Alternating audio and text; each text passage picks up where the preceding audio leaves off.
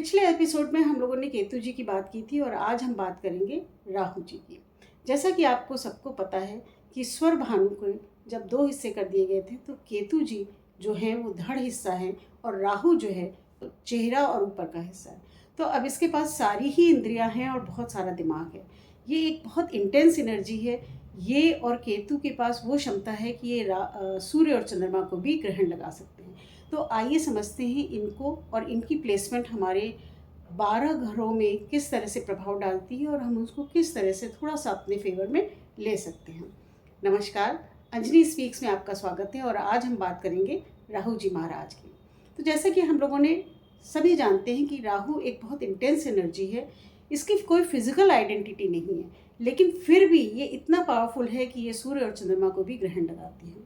इसके अलावा जब कभी भी हम लोग बात करते हैं, क्योंकि देखिए अगर हमने जन्म लिया है तो और जो भी ग्रह नक्षत्र हमारे हॉरोस्कोप में है तो ऐसा माना जाता है कि हमारी सोल ने अपने पेंडिंग कर्मास को पूरा करने के लिए खुद ही ये ग्रह नक्षत्रों का सिलेक्शन कि कौन से भाव में क्या चीज़ें होनी चाहिए, ये हमारी आत्मा ने ही, हमारी सोल ने ही ये सब सारी चीज़ें खुद ही चुनी होती हैं।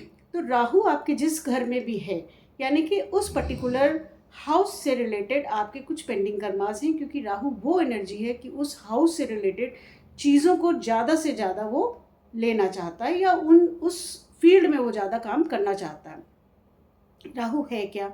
जैसा कि पता है कि स्वर भानु को जब सुदर्शन चक्र से अलग किया गया तो ऊपर का हिस्सा राहु और नीचे का हिस्सा केतु बना। तो राहु के पास पहली बात तो ये है कि वो देव है, वो देव कहलाना भी चाहता है। उसके अंदर इस बात की पिपासा कि उसकी गिनती देवों में हो, क्योंकि अमृत तो चख लिया था उसने, है ना।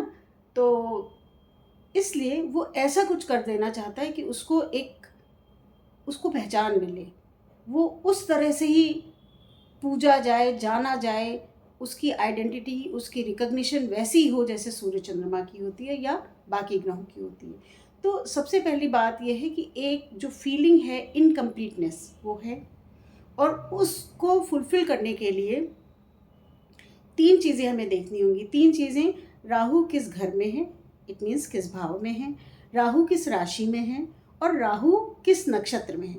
ये इन तीनों की एनर्जीज़ को ऑब्जर्व करके, खुद तो वो पावरफुल है ही है, उनके अकॉर्डिंग ही वो काम करता है, या यूँ कह लीजिए कि इन एनर्जी का रूप धारण कर लेता है और अपनी सारी एनर्जी से उनके लिए वो काम करता रहता है। तो ऑब्वियसली वो जिस भाव में है उस भाव का काम करेगा। आप समझते हैं कि जो हमारे 12 घर हैं, 12 घरों में इसका क्या रोल है और किस तरह से हम उसको ज़्यादा फ्रूटफुल बना सकते हैं या अपने लिए कंफर्टेबल बना सकते हैं। देखिए अगर वो फर्स्ट हाउस में है तो फर्स्ट हाउस क्या है, आप खुद हैं। फर्स्ट हाउस मंगल का घर है और सूर्य वहाँ पे सबसे ज़्यादा प्रभावशाली या उच्च का होता है। अब राहु क्या करेगा? राहु यही करना चाहता है। राहु के पास वो एनर्जी और साथ में वो सूर्य की तरह, मतलब उसको सोशल रिकग्निशन हो, उसकी अपनी आइडेंटिटी हो, तो वो उस पर्टिकुलर पर्सन से जिसके हॉरोस्कोप में है उसके थ्रू ये सारी काम कराना चाहता है। तो उसके थ्रू राहु जो है वो अपनी आइडेंटिटी चाहता है, अपनी रिकग्निशन चाहता है, अपनी सोशल आइडेंटिटी चाहता है। और ऐसे लोग जो हैं अगर उनका राहु पॉजिटिव हो तो वो ग्लोबल लेवल पे कुछ बड़ा अचीव कर पाते हैं और उनका नाम होता है। लेकिन एक बात हमें ध्यान रखनी पड़ेगी कि राहु जो है वो हाइपर इंटेंस, बहुत गहरी तीव्र एनर्जी है और शैतान भी है। तो आप इसको एक कंपेयर कर सकते हैं, एक जो टीन एज वाले बच्चे होते हैं जिनके अंदर बहुत सारी क्षमताएं हैं, बहुत सारी एनर्जी है, लेकिन वो शैतान है। अब आपको उसको चैनलाइज करना है। अगर आप चैनलाइज कर ले जाएंगे तो ये आपके फेवर में काम करेगा, नहीं तो सारी ज़िंदगी ये आपको परेशान करता रहेगा। तो सिंपल सी बात है, आपकी आइडेंटिटी कैसे बनेगी? आप लोगों के लिए कुछ करिए, आप लोगों के लिए खड़े होइए, सोसाइटी के लिए खड़े होइए, अपने परिवार के लिए खड़े होइए।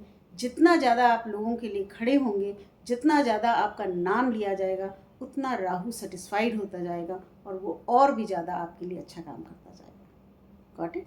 है ना इंटरेस्टिंग बात? इसके अलावा अब राहु जिस बॉडी पार्ट को रिप्रेजेंट कर रहा है उस बॉडी पार्ट से रिलेटेड अगर आप कुछ डोनेशन देते हैं, लोगों को स्पेक्स बनवा दीजिए। और अगर जैसे बहुत सारे लोग हैं those who are willing to donate their organs after death, तो अगर इस तरह से आप अपने बॉडी पार्ट की कुछ चीज़ें डोनेट करना चाहते हैं तो ये आप ना सिर्फ इस जन्म में, आने वाली आपकी जो आगे लीनेज है उनको भी, उनके लिए भी कुछ अच्छा करते जा रहे हैं। चलिए आइए आते हैं सेकेंड हाउस पे। सेकेंड हाउस क्या है? सेकेंड हाउस आपका स्पेशली हमारे फूड हैबिट्स उससे देखी जाती हैं। अब चूंकि राहु के पास धड़ नहीं है और मुंह है, तो एक तो ऐसे लोग जो हैं वो बहुत चटपटा खाते हैं, बहुत स्पाइसी खाना खाते हैं और बहुत ज़्यादा क्वांटिटी में भी खाते हैं। उसके अलावा आप देखेंगे कि अगर राहु जिस भी प्लेनेट के साथ यहाँ पे युति बना रहा है तो जनरली वो लोग उस तरह की चीज़ें खाना ज़्यादा पसंद करते हैं। तो अगर वहाँ पे चंद्रमा का इम्पैक्ट है तो ऐसे लोग जो है वो मिल्क प्रोडक्ट या साथ में आप कह सकते हैं जितने भी फ्लूइड इस तरह से चीज़ें, जूसेस वगैरह, कोल्ड ड्रिंक्स वगैरह, इन सारी चीज़ों में ज़्यादा वो करती है। और राहु जो है वो आपको बहुत स्पाइसी खाने के लिए मोटिवेट करता रहता है। लेकिन आपको कंट्रोल करना है कि कितना खाना है, क्या खाना है, तो धीरे धीरे ये राहु बैलेंस करता है। उसके अलावा आपका मुंह जो है वो सिर्फ खाने को नहीं रिप्रेजेंट करता, वो इस बात को भी रिप्रेजेंट करता है कि आप क्या बोलते हैं। जिन लोगों का राहु सेकंड हाउस में होता है they are using very abusive language, बहुत लाउड बोलते हैं, बहुत ज़ोर से बोलते हैं, बहुत अपशब्द बोलते हैं। और ऐसे में क्योंकि उससे उनका राहु जो है ना वो अपने आप को रिप्रेजेंट कर रहा होता है, मैं उसका जो ईगो है वो सेटिस्फाई हो रही होती है। लेकिन अगर इस एनर्जी को आप पॉजिटिवली डाइवर्ट कर पाते हैं तो कहीं ना कहीं ये राहु बैलेंस होने लगता है। तो आप अपनी जो स्किल्स हैं, स्पेशली स्पीकिंग स्किल्स हैं, उनको अगर इम्प्रूव कर ले जाते हैं तो धीरे से वो एनर्जी उस तरफ फ्लो करने लगती है। थर्ड हाउस में आते हैं। थर्ड हाउस जो है वो आपके शोल्डर्स और आपके हाथों को रिप्रेजेंट करता है। तो कितना आप सहायता कर पाते हैं लोगों की। और थर्ड हाउस हमारे नेबर्स का भी होता है। तो अड़ोस पड़ोस से आपके रिश्ते कैसे हैं? Generally when you have Rahu in third house तो जनरली पड़ोसियों से, शुरू में आपको पड़ोसियों से प्रॉब्लम होती है और धीरे धीरे अगर आप कोशिश करते हैं, क्योंकि क्या है आप देखेंगे कि हम जनरली जो एक ह्यूमन नेचर है उसमें क्या है कि ऐसा हो रहा है हमारे साथ, शुरू से ऐसा होता रहा है और हम उसी उसमें बहने लगते हैं। लेकिन if you are able to convert that energy in a positive way तो धीरे से वो एनर्जीज आपके पॉजिटिव में आने लगती हैं, पॉजिटिव रोल प्ले करने लगती हैं। कैसे कर सकते हैं? जब कभी भी मौका मिले आप अपने पड़ोसियों के लिए हेल्प के लिए खड़े होइए। अपने हाथों से जितनी किसी की मदद कर सकते हैं, अपनी राइटिंग से, क्योंकि ये this third house is also for writing your subconscious mind, your expression. तो इन सारी चीज़ों के थ्रू आप जितनी लोगों की मदद कर सकते हैं उतना राहु आपका फेवर में होता जाएगा। ठीक है, अब आते हैं फोर्थ हाउस के लिए। अब फोर्थ हाउस क्या है? Fourth house is your peace, comfort, आपका होम टाउन, आपका घर, आपकी कम्युनिटी, आपकी माँ, आपका व्हीकल, ये सारी चीज़ें आपकी। और जो बिल्कुल वैदिक उसमें लिखा है वो भूमि, भवन, वाहन और माँ, तो ये सारी चीज़ें हमारे सुख की होती हैं। और यहाँ पे अगर राहु है तो ये इन सारी चीज़ों के लिए ऑब्सेशन दे देता है। उसको बहुत ज़्यादा इन सारी चीज़ों का होता है, बड़ा घर, बड़ी फैमिली, बड़ा व्हीकल। और शुरुआत में ये चीज़ें उसको परेशान भी करती हैं, इन सारी चीज़ों को लेके उसको स्ट्रगल भी करना पड़ता है। या कई बार ऐसा होता है कि आपकी एक्सपेक्टेशंस बहुत हाई होती हैं और आपको वो चीज़ें नहीं मिल पाती हैं। उसके अलावा फोर्थ हाउस जो है वो बेसिक एजुकेशन का भी है। तो इनिशियली कई बार ऐसे बच्चों को या ऐसे लोगों को एजुकेशन में भी काफ़ी प्रॉब्लम फेस करनी पड़ती है। तो if the person is able to control all these things या इस ऑब्सेशन को कंट्रोल कर सके, क्योंकि ग्रेजुअली चीज़ें ठीक हो जाएंगी। लेकिन अगर आप पहली बार में या शुरुआती दौर पे आपके साथ जो गलत हो रहा है और आप फिर वो गलत रिपीट करते जा रहे हैं, तो यहाँ पे बैठा राहु आपको लॉन्ग टर्म में गलत रिजल्ट ही देगा, क्योंकि उसको उसी में मज़ा आने लगा है। क्योंकि अल्टीमेटली वो क्या देख रहा है, वो अपनी आइडेंटिटी ढूंढ रहा है, अपने आप को रिकॉग्नाइज कराना चाहता है इन अ नेगेटिव वे और इन अ पॉजिटिव वे। अब ये आपके ऊपर है कि आप अपने विवेक का, अपनी फ्री विल का या अपनी विल का सहारा लेके कैसे उस राहु को पॉजिटिवली रिकॉग्निशन दिला पाते हैं। Hopefully it is clear. चलिए अब बात करते हैं फिफ्थ हाउस की। Fifth house again a house of creativity.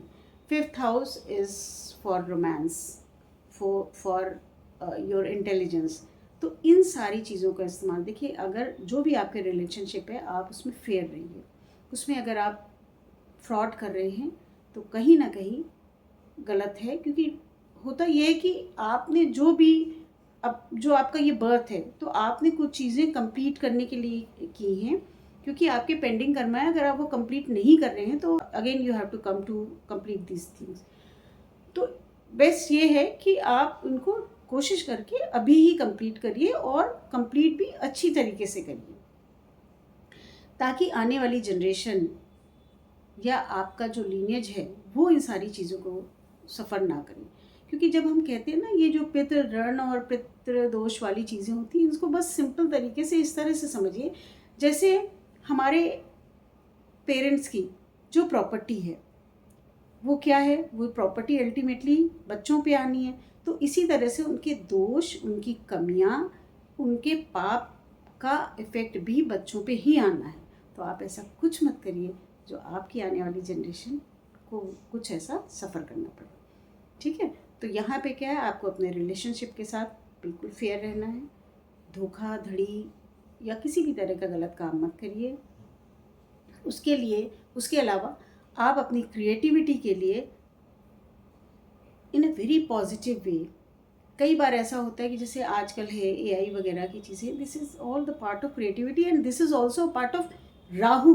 क्योंकि वो सारी चीज़ें जो दिख नहीं रही हैं, आपका वाईफाई है ना, दिख नहीं रहा है लेकिन काम कर रहा है ना, ये भी राहु की एनर्जी है। तो पहले क्या होता था, पहले ज़माने में कहा जाता था कोई भूत प्रेत का साया है या कुछ ऊपरी हवाएं हैं, नथिंग वॉज लाइक दैट। ये राहु की एनर्जी है, जैसे वाईफाई है। और जैसे हम लोगों का रेडियो, पहले हम लोग उसको ट्यून किया करते थे, तो ये क्या था, ये सारी वो एनर्जीज़ हैं जो नहीं दिख रही हैं लेकिन हैं। तो राहु की सारी एनर्जीज़ जो हैं वो इसी तरह से होती हैं। तो अगर आप उनको ट्यून कर पाते हैं, उनको आप चैनलाइज कर पाते हैं, तो आप मधुर संगीत सुनते हैं। और अगर नहीं कर पाते हैं तो खिच खिच खटखट लगी ही रहती है। तो try to channelize, try to tune that energy, right.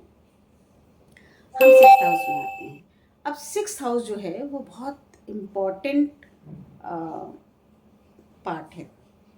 कैसे है, क्योंकि सिक्स्थ हाउस आपका रोग, रिपु, ऋण, आपके सारे कोर्ट कचहरी वाले काम, आपके सारे लोन और बहुत सारी और प्रॉब्लम्स, आपकी सफरिंग्स, आपकी डिजीज़ेज़ यहाँ से आती हैं।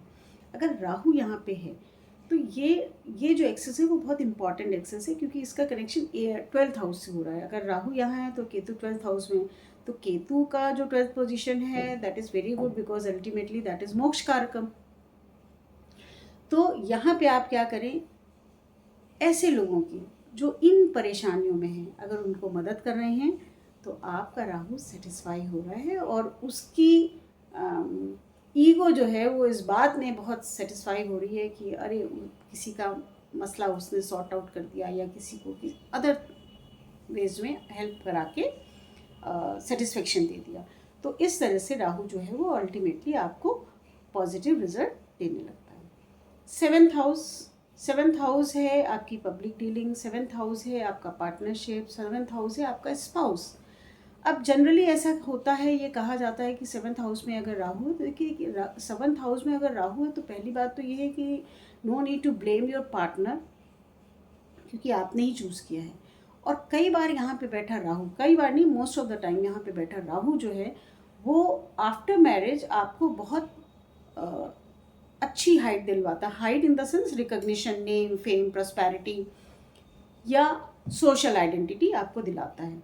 तो अपने स्पाउस के साथ या पब्लिक डीलिंग के साथ या अपनी पार्टनरशिप के साथ फेयर रहिए, और ये राहु आपके साथ फेयर रहेगा। 8th हाउस, 8th हाउस देखिए, 8th हाउस ऐसा है जो राहु के लिए बहुत कॉम्प्लिकेटेड जगह है। कॉम्प्लिकेटेड क्यों है? क्योंकि 8th हाउस गड्ढा है, हिडन पार्ट है, बहुत सारी अनकवर्ड चीज़ें हैं। और राहु की तो भूख है, उसको तो दिखना है, वो दिखना चाहता है, वो चमकना चाहता है, वो लोगों के द्वारा जाना चाहता है, उसको आइडेंटिटी चाहिए, उसको रिकग्निशन चाहिए, उसको नेम चाहिए, उसको फेम चाहिए। तो राहु जो है वो यहाँ पे बहुत ज़्यादा खुश नहीं होता है। लेकिन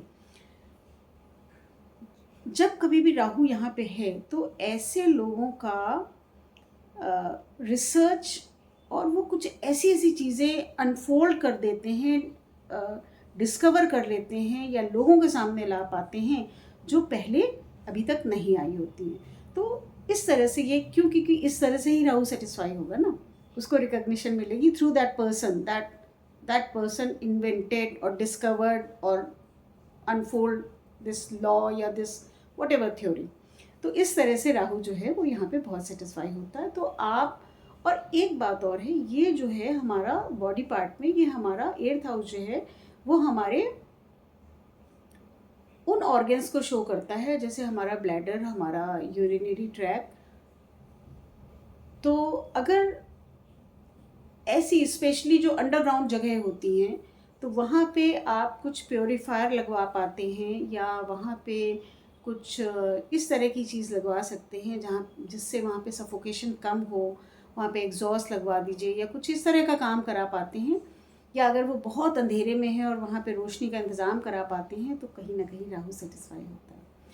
9th house is your higher learning, और यहाँ पे राहु किसी गुरु, किसी इंस्टीट्यूशन या हायर स्टडीज़ के थ्रू आपको रिकग्निशन दिलाता है। और ये एक ऐसी जगह है जहाँ पे राहु भी आके पॉजिटिव, जनरली ऐसा कहा जाता है कि 159 में राहु जो है वो नेगेटिव, मतलब ये त्रिकोण है तो वहाँ पे ये अच्छा फल देते हैं। जैसा हम लोगों ने पढ़ा है कि और सुनते हैं और हमारा पर्सनल एक्सपीरियंस भी है कि हम देखते हैं कि राहु जिस घर में बैठते हैं वहाँ के भाव धर्म को, वहाँ के गुण धर्म को अपना लेते हैं। और जब अपना लेते हैं तो ये तो गुरु का घर है और ये तो हायर लर्निंग का घर है, तो ऑब्वियसली यहाँ के गुण धर्म को अपना के हायर एजुकेशन के थ्रू, हायर लर्निंग के थ्रू ये आपको सोशल रिकग्निशन दिलाते हैं, सोशल या ग्लोबल या नेशनल लेवल की रिकग्निशन दिला सकते हैं।